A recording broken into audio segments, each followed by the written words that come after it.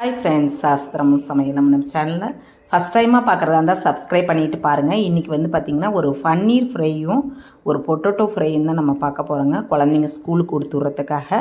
இது நல்லா சூப்பர் டேஸ்டியாக நல்லா காரசாரமாக இருக்குங்க. நான் ஒரு 300 கிராம் பன்னீர் எடுத்து நல்லா ஹாட் வாட்டரில் நல்லா டிக் பண்ணி நல்லா அலசி எடுத்துகிட்டு அப்போ தான் சாஃப்டாக இருக்கும்.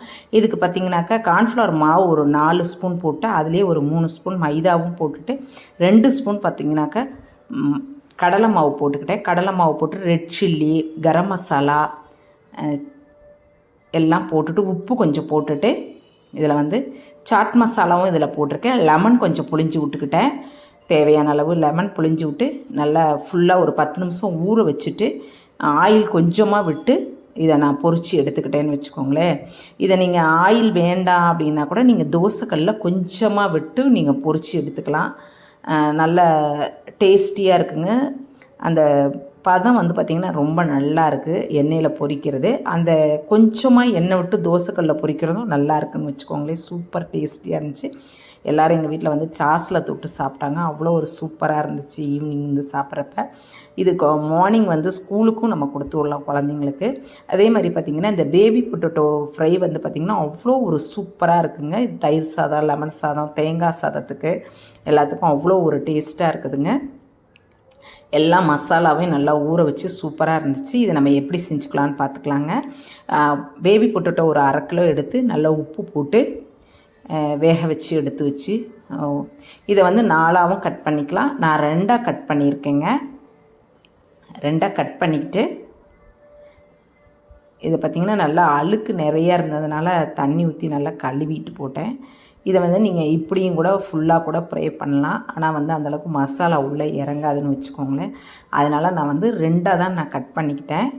2ஆக கட் பண்ணிக்கிட்டு அதுக்கப்புறம் அதுக்கு ஒரு மசாலா ஒன்று ரெடி பண்ணிக்கலாங்க. Red chilli masala, garam masala, chat masala, இதுக்கு வந்து பார்த்திங்கன்னா மல்லித்தூள், ஜீரகத்தூள், சோம்பு தூளுங்க எல்லாம் இடித்து நான் போட்டுக்கிட்டேங்க.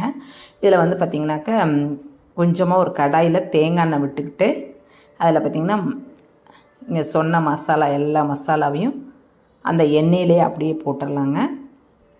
போட்டுட்டு அதுக்கப்புறம் பார்த்திங்கன்னா நம்ம 1/2 கிலோ கட் பண்ணி வச்சுருந்த அந்த உருளைக்கிழங்க இதில் போட்டுட்டு நல்லா ஒரு 10 நிமிஷம் அதை வந்து நல்லா சிம்மிலேயே வச்சு கிளறி விட்டுறணுங்க. அந்த கலர் வந்து சேஞ்ச் ஆகும். கொஞ்சமாக கலர் வந்து இந்த ரெட் கலர் வந்து கொஞ்சம் சேஞ்ச் ஆகும்.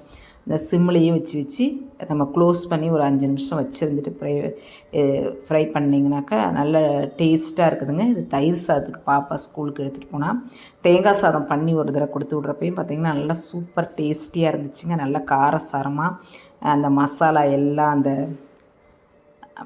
பொடியெல்லாம் போட்டது பார்த்திங்கன்னா சோம்பு பொடி, ஜீரக பொடியெல்லாம் போட்டது பார்த்திங்கன்னா அவ்வளோ ஒரு சூப்பராக இருந்துச்சுன்னு வச்சுக்கோங்களேன். காரசாரமாக இது மாதிரி நீங்களும் செஞ்சு பாருங்கள் வீட்டில்.